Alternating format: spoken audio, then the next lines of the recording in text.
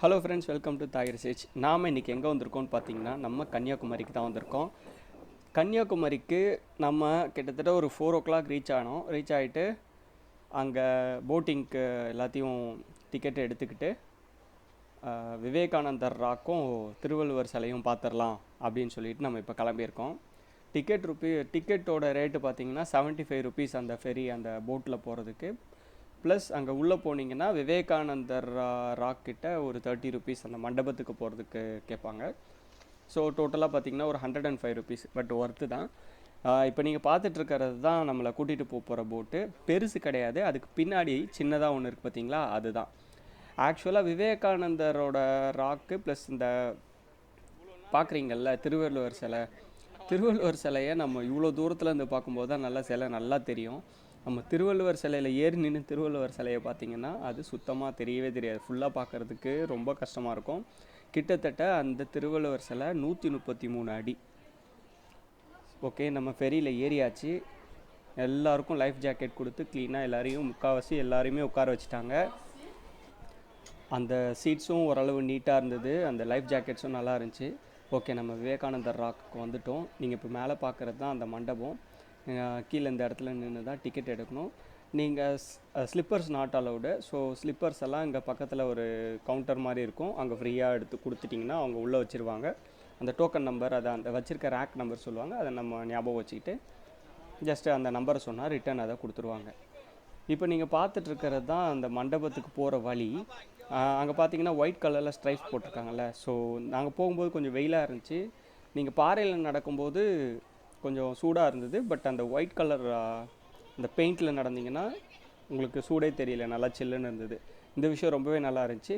Plus ரெண்டாவது நீங்கள் அந்த இடத்துல கவனிக்க வேண்டிய விஷயம் என்னென்னா, ஆரோ மார்க்ஸ் போட்டிருப்பாங்க.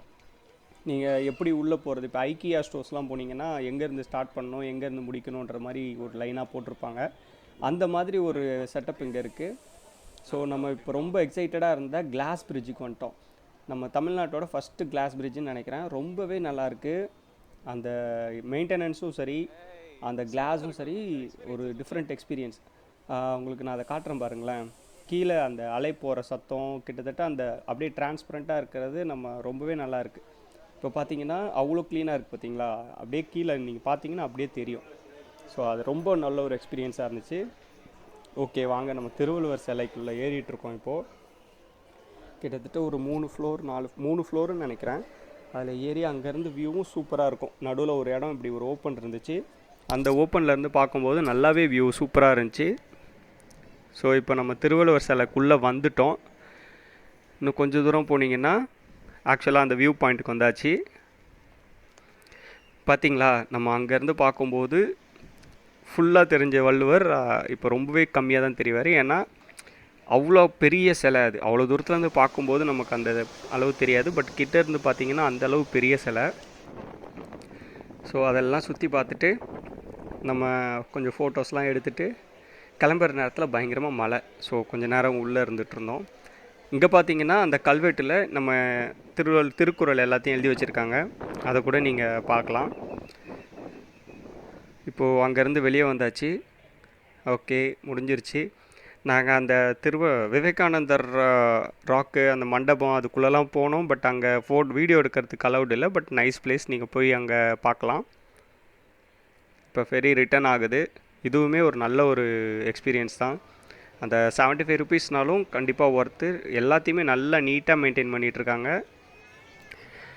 அடுத்ததாக நான் இப்போ உங்களுக்கு காட்ட போகிறது பார்த்திங்கன்னா, நம்ம எப்போவுமே பேசுகிறது பார்த்துட்டிங்கன்னா காஷ்மீர்லேருந்து கன்னியாகுமரின்னு நம்ம பேசுவோம்ல. ஸோ நம்ம இந்தியா எந்த அளவு கனெக்டடாக இருக்குது அப்படின்றதுக்கு இந்த கன்னியாகுமரியில் இருக்க ஷாப்ஸ் தான் ஒரு உதாரணம். பார்த்திங்களா, காஷ்மீரே கன்னியாகுமரியில் இருக்குது. ஸோ இங்கே பார்த்திங்கன்னா எந்த ஊர்லேருந்து வந்திருந்தாலும் அவங்க ஊர் ஆளுங்க ஒருத்தங்களை இங்கே பார்த்துட முடியும். ஓகே ஃப்ரெண்ட்ஸ், நம்ம வீடியோவோட எண்டுக்கு வந்துட்டோம்.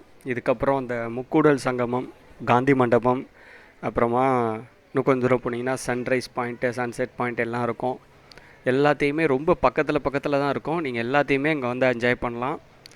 ஓகே ஃப்ரெண்ட்ஸ், நம்ம அடுத்த வீடியோவில் சந்திக்கலாம். Bye bye, thank you.